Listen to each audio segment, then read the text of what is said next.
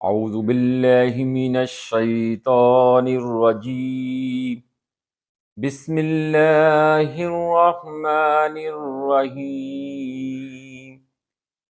یا ودود صلی علی سیدنا محمد وآلہ وصحابہ انک رحیم ودود الصلاة والسلام على خاتم النبيين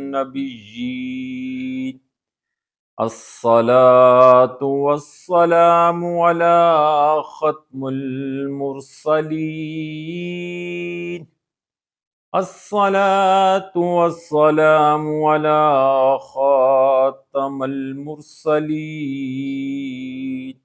الصلاة والسلام على رحمت للعالمین۔ حدیث اليوم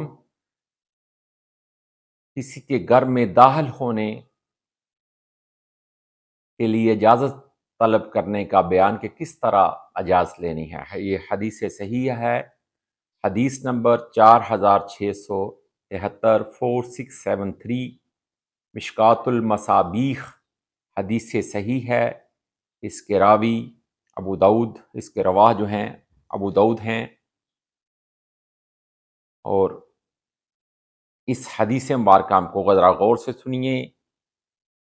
ہمارا دین کتنا خوبصورت ہے کہ نبی کریم صلی اللہ علیہ وآلہ وسلم نے ہمیں ہر وہ چیز بتا دی جو اخلاقیات، معاشرت اور عبادات کے متعلق ہے، یعنی تمام ہر قسم کے جو ہمارے معاملات ہیں ان کو کس طرح ہم نے ہینڈل کرنا ہے، ان کو کس طرح ہم نے بسر کرنا ہے۔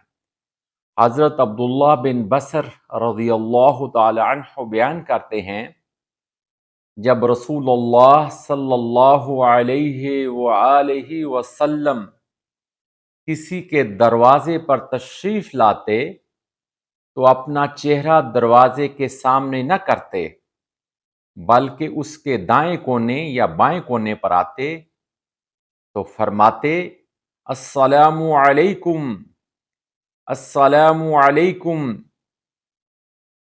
ان دنوں دروازوں پر پردے نہیں ہوتے تھے۔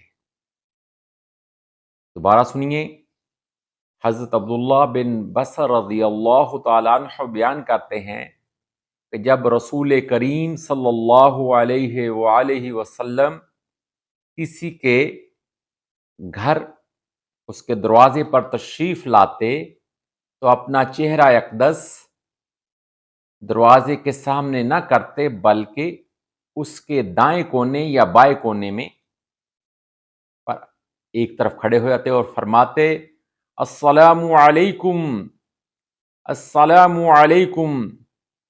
یاد رکھیں کہ ان دنوں دروازوں پر پردے نہیں ہوتے تھے۔ اللہ تعالی ہمیں دین کی سمجھ بوجھ عطا فرمائے، آمین ثم آمین۔